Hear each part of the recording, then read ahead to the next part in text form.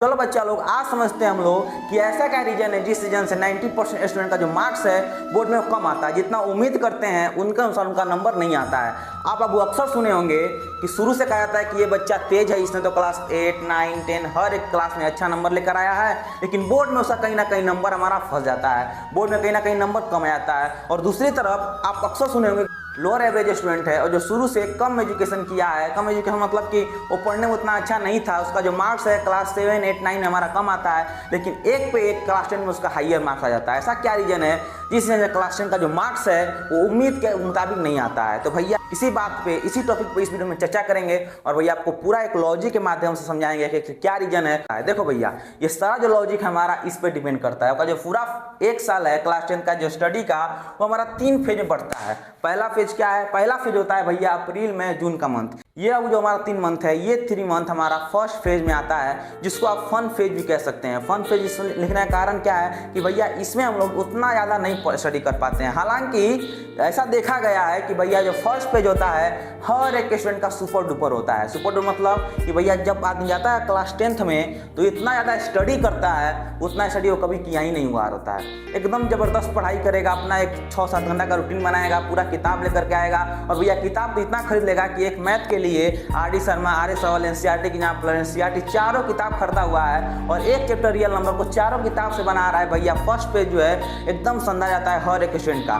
कहानी शुरू होता है हमारा, डाउनफॉल शुरू होता है, जो हमारा रिजल्ट डिपेंड करता है बाबू, वो डिपेंड करता है आपका सेकेंड फेज में। ये जो हमारा फेज है, जिस फेज में आप जाने वाले हैं, जिस फेज का शुरुआत हो चुका है, ये फेज हमारा सबसे इंपॉर्टेंट फेज है। और अगर आपने गलती से भी ये फेज को छोड़ा, जो कि 90% करते हैं, यही 90% स्टूडेंट क्या गलती करता है कि भैया जो सेकेंड फेज है इसको ऐसे हाथ से जाने देता है, फर्स्ट फेज को तो संभाल लेता है, फर्स्ट फेज में जितना जरूरत है उससे ज़्यादा पढ़ लेगा, हर एक चीज़ कॉन्सेप्ट क्लियर कर लेगा, लेकिन हमारा सेकेंड फेज है इसमें वो फंसेगा। क्यों? क्योंकि ये जो हमारा मंथ होता है जुलाई, अगस्त, सितंबर, अक्टूबर, ये जो हमारा फेज है बाबू, इसमें सीजन भी चेंज होता है और जैसे ही सीजन चेंज होता है, जैसे ही हमारा मौसम चेंज हुआ तो भैया उसका प्रभाव फिजिकली रूप में पड़ता है और बहुत सारे स्टूडेंट को फीवर होगा, जुकाम होगा, सर्दी होगा, क्योंकि इसमें हमारा जो सीजन ब्रेक होता है, सीजन ब्रेक के साथ ही जो हमारा ये फेज है, इस फेज में आपका पबजी से क्यूरियोसिटी बढ़ेगा, आप थोड़ा गर्लफ्रेंड की तरफ भागेंगे, आप अपने लाइफ में डिस्ट्रैक्शन को कमिंग करेंगे, बहुत सारा डिस्ट्रैक्शन आपके लाइफ में आना शुरू होगा और वो डिस्ट्रैक्शन से आप दूर नहीं जाएंगे बल्कि वो डिस्ट्रैक्शन को और अपने पास बुलाएंगे।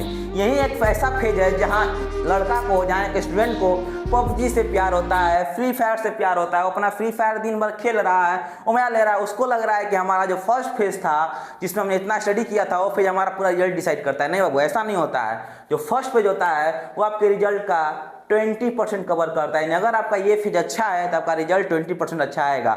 जो सेकेंड फेज है बाबू, ये हमारा सबसे इंपॉर्टेंट फेज है और आपका जो रिजल्ट है यहीं पे डिसाइड होता है, क्योंकि पूरे रिजल्ट का 50% हमारा कैरी करता है। आप कितना मेहनत किए हैं इस फेज में, सारा आपका 50% रिजल्ट दिखेगा आपका बोर्ड का एग्जाम में। तो भैया इस फेज को गलती से जाने मत देना। जो थर्ड फेज होता है ना, हर एक को लगता है कि हम लास्ट में पढ़ लेंगे, थर्ड फेज में पढ़ लेंगे, जो हमारा नवंबर, दिसंबर, जनवरी का मंथ है इसमें पढ़ लेंगे, लेकिन वो ये भूल जाता है कि नवंबर, दिसंबर, जनवरी हमारा ठंडा का दिन है, मतलब कि इस समय में हमारा विंटर सीजन शुरू होता है। विंटर सीजन में सबसे ज़्यादा लेजीपन आता है, आप सबसे ज़्यादा लेजी फील करोगे तो भैया इसी सीजन में फील करोगे। क्यों? क्योंकि इस सीजन में आपसे बैठ के तो पढ़ाई होगा ही नहीं, आप रजाई के अंदर जाते हैं, फिर आपको थोड़ा देर बाद रजाई आपके ऊपर आता है। यही होता है भैया, पहले आप रजाई के अंदर जाओगे फिर रजाई आपके ऊपर आएगा। मतलब पहले हम ये सोच के जाते हैं कि आज तो रजाई के अंदर बैठ के आराम से 3-4 घंटा पढ़ेंगे और जैसे आधा घंटा होता है फिर हम जाते हैं रजाई के अंदर, रजाई हमारे ऊपर आता है, फिर हम सो जाते हैं। भैया यही होता है, यही होगा भी, आपके साथ भी यही होगा, टेंशन मत लो।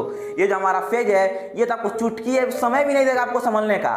लड़का गलती करता है कि इस फेज में तो पढ़ाई किया है लेकिन इस फेज में पढ़ाई नहीं किया है और दोबारा सोचता है कि हम इस फेज में पढ़ाई कर लेंगे। भैया ये हमारा पढ़ाई का फेज नहीं है। इस फेज में आप कोई नया चीज़ सीख नहीं सकते हैं, इतना इसमें प्रेशर होता है। इस फेज में इतना आपके ऊपर मेंटली आप प्रेशराइज फील करोगे, ये पढ़ ले, वो पढ़ ले, ये कर ले, वो कर ले, सिंपल पेपर लगा ले, प्रीवियस ईयर क्वेश्चन लगा ले। इस फेज में आप फंसोगे और ये फेज हमारा चैलेंजिंग फेज होता है। इस फेज हमको कुछ नहीं करना होता है, जितना आपने ये दोनों फेज में स्टडी किया है बस उसका प्रीवियस ईयर क्वेश्चन आपको इस फेज में लगाना होता है। तो भैया अगर आप ये गलती कर रहे हैं, ये सोच रहे हैं कि हम तो 30 मार्क खाए हैं और 90% का यही सोचता है कि हम तो 30 मार्क खाए हैं, तोप हैं, शुरू से पढ़ते हुए आ रहे हैं, तो क्या जरूरत है इसमें पढ़ने का, हम डायरेक्ट जाकर इसमें पढ़ लेंगे, डायरेक्ट लास्ट के 3 मंथ पढ़ेंगे, नंबर अच्छा जाएगा। ऐसा नहीं होता है बाबू, ऐसा हो ही नहीं सकता है। आप पिछले साल का पेपर देख लो, पिछले साल का पेपर देख के आपको अंदाजा लग जाएगा कि जो मैथ का सिर्फ पेपर था हमारा वो अच्छे से लोगों का पसीना छुड़ा दिया था और पिछले साल हमारा जो मैथ का स्कोर है सबसे कम स्कोर गया तो पिछले साल गया। आप खुद गौर करके देख लो, आप पता करो रिजल्ट पिछले साल का। बहुत सारे स्टूडेंट ऐसे हैं जो पढ़ने बहुत अच्छे थे लेकिन उनका जो मैथ का रिजल्ट है 35 नंबर 46 नंबर ऐसा या नंबर आया हुआ है। तो भैया आप एनालाइज कर सकते हैं कि सीबीएसई में कैसा क्वेश्चन किया जा रहा है। तो आप इस पेज में पढ़ाई नहीं कर सकते। ये पेज है हमारा सिर्फ और सिर्फ प्रीवियस ईयर क्वेश्चन का। ये हमारा 3 मंथ होता है बाबू। इसमें आपका स्कूल का जो एग्जाम है वो बढ़ जाएगा, इसमें ज़्यादा एग्जाम लिया जाएगा, टेस्ट लिया जाएगा, आप उसमें उलझोगे, आप उसमें फंसोगे। एक तो हमारा सीजन ब्रेक होता है, विंटर सीजन स्टार्ट होता है, उसमें हर एक स्टूडेंट सबसे कम पढ़ाई करता है विंटर सीजन में। ये मतलब इस बात को मान लो, इस बात को एनालाइज कर लो। अगर आप ये सोच रहे हैं कि हम तो इस पेज में लंबा खींच देंगे तो भैया लंबा नहीं खिंचाओगे। इस पेज में आप मुश्किल से 2 से 3 घंटा ही पढ़ पाएंगे, उससे ज़्यादा नहीं पढ़ पाएंगे, गारंटी हम दे रहे हैं नहीं पढ़ पाएंगे। तो भैया इस पेज को छोड़ो, आप फोकस करो इस पेज पे। जो हमारा सेकंड फेज है भैया ये सबसे डेंजरस फेज है, क्योंकि इस समय हमारा डिस्ट्रैक्शन बढ़ता है और पढ़ाई से हमारा ध्यान हटता है। क्यों? क्योंकि इसमें हमने जरूर ज़्यादा पढ़ लिया होता है, इसमें हम बहुत ज़्यादा पढ़ लेते हैं, इससे हमारा अंदर कॉन्फिडेंस आता है। कॉन्फिडेंस क्या करता है कि कॉन्फिडेंस आपको डिक्लाइन की तरफ ले जाता है। कॉन्फिडेंस आपको क्या करेगा कि कॉन्फिडेंस में आप आ जाएंगे और आप सोचेंगे कि हम तो बहुत बड़े तोप हो गए, बहुत बड़े इंटेलिजेंट हो गए, अब तो हम बोर्ड का अच्छा से नंबर ला लेंगे। और इस पेज के माध्यम से आप सोचते हैं कि आपका लास्ट में रिजल्ट अच्छा आएगा। ऐसा नहीं होता है भैया। ये हमारा फर्स्ट पेज है। सेकंड पेज आते हैं आप, और सेकंड पेज आप लापरवाही करेंगे, पढ़ना कम कर देंगे, अपना आवर्स कम कर देंगे। और ये जो हमारा फेज होता है ना, ये समर वेकेशन का बाद का फेज है। इसमें आपको स्कूल भी करना है, आपको ट्यूशन भी करना है। ये फेज आपको चुटकी मतलब एक रेत की तरह से हाथ से निकल जाएगा। ये आपको समझ में नहीं आएगा कि ये 4 मंथ हमारा गया तो गया कहाँ। तो आप इस पेज को पकड़ो। जिस बच्चा ने इस पेज को पकड़ा, जिस बच्चा ने इस पेज में मेहनत किया, गारंटी देते हैं कि उसका जो रिजल्ट है 50% रिजल्ट उसका बढ़ेगा। अगर आपने इस पेज को छोड़ा, इस पेज में लापरवाही की है, इस पेज को आपने अच्छे से नहीं लिया, तो हम गारंटी दे रहे हैं कि आपका जो परसेंटेज है वो 70 से पार कभी नहीं करेगा। और अगर आप चाहते हैं कि आपका परसेंटेज 70 प्लस आए तो भैया इस पेज को संभालो। ये जो हमारा 4 मंथ है इसमें जी जान लगा दो, जितना मेहनत करना है भैया इसी में पढ़ो। इसी में SST मैथ साइंस सब कंप्लीट करो इसी फेज में। ये 4 महीना का आपका जो अक्टूबर है, अक्टूबर तक आपका सारा सिलेबस कंप्लीट होना चाहिए। मतलब आपका math SST science Hindi English का 500 का जो सिलेबस है ये हमारा अक्टूबर तक कंप्लीट होना चाहिए।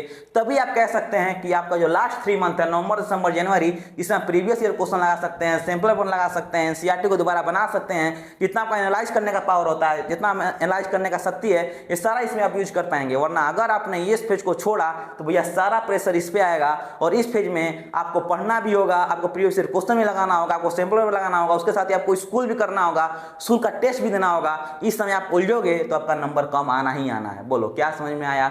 क्या आपको ये सारा लॉजिक समझ में आया? देखो बाबू, ये हमारा फर्स्ट पेज अब गुजर चुका है। फर्स्ट पेज को छोड़ो। आप कितना कुछ जानते हैं, कितना कुछ नहीं जानते हैं, उसको भूल जाओ, उसको सब चीज़ छोड़ो, यहाँ शुरू करो। जुलाई से लेकर के अक्टूबर तक 4 मंथ में इतना ज़्यादा लगड़ दो कि आपका परसेंटेज है 50% प्लस हो जाए। अगर आप 50% लाने भर रहे हैं, अगर आप 46% लाने भर रहे हैं, तो आपका जो परसेंटेज है वो 84 तक जाए। भैया ये सारा डिपेंड करता है यहीं पे। ये जो हमारा अक्टूबर है, अक्टूबर के लास्ट होते होते और नवंबर के स्टार्टिंग में ही हर एक स्टूडेंट को पता चल जाता है कि वो कितना परसेंट लाने वाला है। नवंबर जो हमारा स्टार्टिंग मंथ होता है बाबू, उसमें हर एक स्टूडेंट को पता होता है कि हमारा 80% आएगा कि 90% आएगा कि हम 70% भर हैं। इसमें एनालाइज हो जाता है, इसमें आपको रियलाइज हो जाता है। क्यों? क्योंकि यहाँ तक हमारा सारा टॉपिक कंप्लीट हो जाता है, सारा चैप्टर कंप्लीट हो जाता है और हम जाते हैं प्रीवियस ईयर क्वेश्चन लगाने और प्रीवियस ईयर क्वेश्चन को देख करके एनालाइज कर लेते हैं। एहसास हो जाता है, अंदर से एहसास हो जाता है कि भैया हम 70% ज़्यादा नंबर नहीं ला सकते हैं। तो अगर आप चाहते हैं कि आपका जो नंबर है 70 प्लस जाए, 70% से प्लस ऊपर जाए, तो भैया इस पेज को संभालो। और ये 4 मंथ को बाबू ऐसे लग रहो कि आपका रिजल्ट है वो कम से कम 90 प्लस पार कर जाए। देखो बहुत लोग होते हैं जो कहते हैं कि क्लास 10 का रिजल्ट मायने नहीं रखता, लेकिन नहीं बाबू, ये सरासर झूठ है। क्लास 10 का रिजल्ट बहुत ज़्यादा मायने रखता है। क्यों? क्योंकि क्लास 10 में जो आप विश्वास है पेरेंट्स का, उस विश्वास को या तो जीतोगे या फिर उस विश्वास को आप जाने दोगे। जो आपने विश्वास 9 साल से बनाया है, क्लास 9 तक जो आपने बनाया है विश्वास को, वो जो क्लास 10 का रिजल्ट है एकदम से ब्रेक कर देगा और आप जो सोचते हैं आपको वो चीज़ नहीं मिलेगा। अगर आप चाहते हैं कोटा जाके पढ़ना तो भैया कोटा नहीं जा पाओगे, क्योंकि आपको पेरेंट्स का बिलीव नहीं होगा। इतना आप ताना सुनोगे, इतना मतलब आपको समझ में आएगा। इसलिए हम कहते हैं क्लास 10 के बाद हमारा शुरू होता है रियल लाइफ, क्योंकि क्लास 10 के बाद आपको कॉपी किताब नहीं, आपको बुक्स नहीं सिखाता होता है। क्लास 10 के बाद आपको लाइफ सिखा रहा होता है। लाइफ आपको बताता है किस तरीक़ा से चलना है, किस तरीक़ा से पढ़ना है, सब आपको लाइफ सिखाएगा। और लाइफ जब सिखाता है बाबू तो बहुत तकलीफ होता है, बहुत चोट लगता है। तो भैया अगर चाहते हो कि उस चोट से बचो, उस तकलीफ से बचो और जैसा आपने सोचा है आप आगे का प्रिपरेशन करना वो सब आपको मिले, तो भैया क्लास 10 का ही रिजल्ट मायने रखता है। क्लास 10th में अगर आपका अच्छा नंबर आएगा तो आप जो बोलोगे वहाँ आप ऑफलाइन बोलोगे, ऑफलाइन पढ़ोगे, ऑनलाइन बोलोगे तो आपको ऑनलाइन प्रिपरेशन करने दिया जाएगा। और अगर आपने क्लास 10th में अच्छा नंबर नहीं लेके आया तो भैया ज़बरदस्ती, अगर आप कॉमर्स लेना चाहते हैं तो भी आपको साइंस दिया जाएगा, अगर आप आर्ट्स पढ़ना चाहते हैं तो भी साइंस दिलवाया जाएगा, आप जो करना चाहते हैं जस्ट उसका उल्टा आपसे फोर्सली काम करवाया जाएगा। तो भैया अगर आप चाहते हो कि इस फोर्स से बचो, इस टेंशन से बचो, तो भैया इस मंथ को सेकेंड फेज को बाबू पकड़ लो और सेकेंड फेज को जाने मत दो। सेकेंड फेज में एकदम ईमानदारी के साथ 4 से 5 घंटा का सेल्फ स्टडी का रूटीन बनाओ और डेली कम से कम मिनिमम आपको 3 आवर्स का सेल्फ स्टडी करना होगा। तब जाकर जो आपका मार्क्स है 90 प्लस आएगा, तब जाकर वो मार्क्स 80 प्लस कोर्स करेगा। समझे कि नहीं समझे? ठीक है बाबू, वीडियो को यहीं पे खत्म करते हैं। अगर आपको कैसा भी आपको डाउट है मन में, किसी तरह का डाउट है तो भैया कमेंट मैसेज कर सकते हैं। और अगर आपको लगता है कि नहीं आप पर्सनली हमसे पूछना चाहते हैं तो मेरे इंस्टाग्राम मैसेज कर सकते हैं। इंस्टाग्राम का लिंक आपको वीडियो को डिस्क्रिप्शन में मिल जाएगा। ठीक है भैया, मिलते हैं आपसे नेक्स्ट वीडियो में, तब तक के लिए धन्यवाद। और अगर वीडियो अच्छा लगा हो तो अपने हर एक दोस्तों तक शेयर कीजिए, अपने हर एक मित्र तक जरूर पहुंचाइएगा। ठीक है, वो मिलते हैं आपसे नेक्स्ट लेक्चर में, तब तक के लिए धन्यवाद।